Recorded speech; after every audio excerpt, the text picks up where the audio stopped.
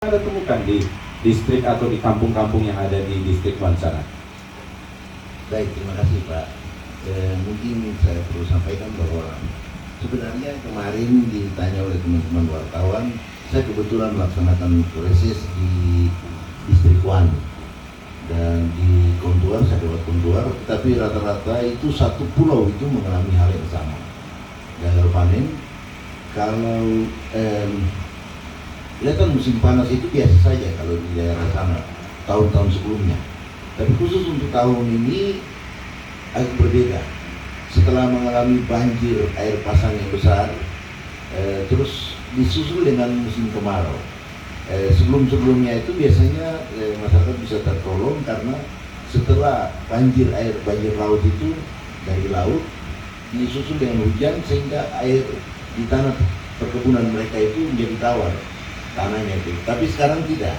Jadi mereka mengalami kesulitan yang sangat besar, terutama untuk menanam kembali benih-benih baru. Setelah RRI menyelenggarakan kegiatan ini, saya baru cari referensi.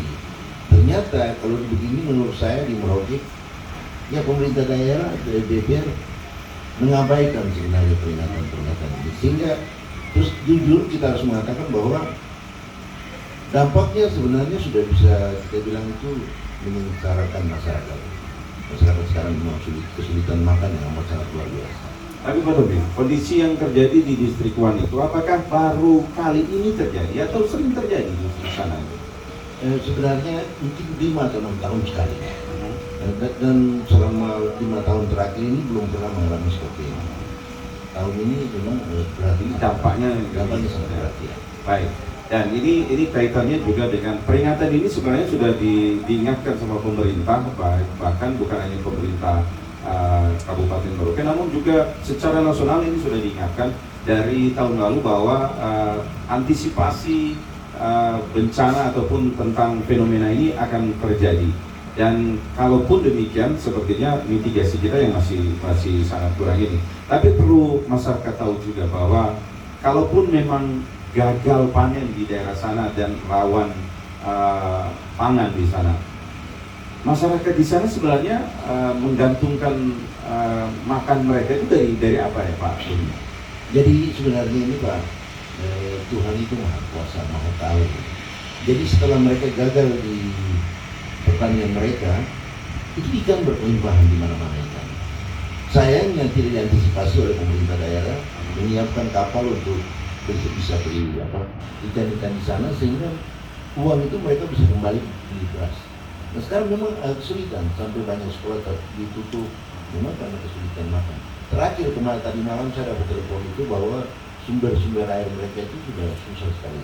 Air yang selama ini mereka minum tiba-tiba terasa asam.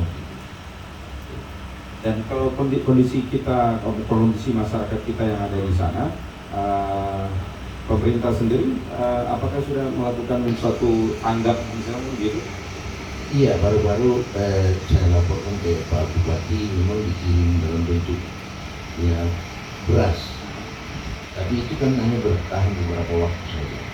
Kita berharap bahwa mungkin setelah ada pembahasan ini bisa ditindaklanjuti atau langsung diadakan survei melihat apa yang bisa pemerintah bantu. Baik, Pak Rumin.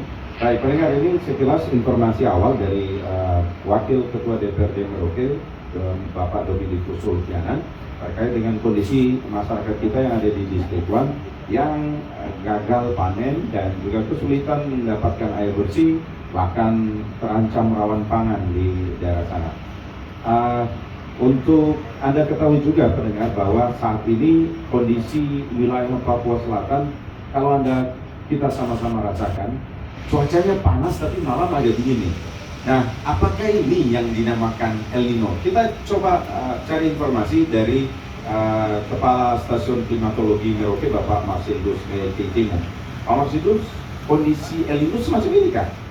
Iya, mungkin saya coba gambarkan kembali El Nino biar masyarakat lebih paham. Tapi secara umum biasanya masyarakat tahu El Nino itu artinya di wilayah Indonesia kita kan kering. Tapi bagaimana El Nino itu terjadi? Jadi El Nino itu adalah pemanasan suhu muka laut di atas kondisi normal. Jadi pemanasan ini itu meningkatkan potensi pertumbuhan awan terjadi di Samudra Pasifik Tengah, sehingga beberapa wilayah itu akan mengalami kekeringan digital. Salah satu contohnya di kita di Indonesia, potensi awan yang harusnya tumbuh di kita itu bergeser menjauh, sehingga terjadi pengurangan curah hujan yang terdampak pada sana. Itu yang disebutkan. Kalau terkait dengan kenapa malam itu dingin, karena memang saat ini kita itu sudah berada di musim kemarau, puncaknya musim kemarau. Kami sudah merilis juga perakhiran kami terkait musim kemarau ini sudah dari bulan April Mei kemarin, dan kondisi musim kemarau ini diperparah dengan tambahan fenomena global, yaitu fenomena El Nino lain.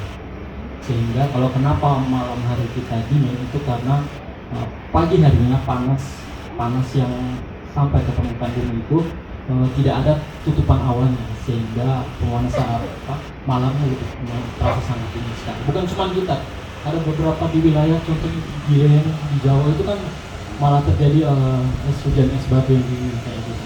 Di Bandung juga sempat pernah terjadi malam harinya tuh sangat dingin. Mungkin seperti itu Pak. Ya. Jadi masyarakat Merauke ini kalau musim panas ini dengan pengetahuan ya artinya pengetahuan masyarakat awam sendiri bahwa biasa nih Merauke panas. Bahkan saya ingat kami bahwa tahun 83 atau 84 itu Merauke itu pernah dilanda panas hampir setahun. Tapi tidak seperti kondisi saat ini, Dan ini kadang-kadang cuacanya juga tidak terlalu menentu. Maka kita ingin tahu juga nih Pak Gatot, apa pengaruhnya cuaca ini? Apakah ada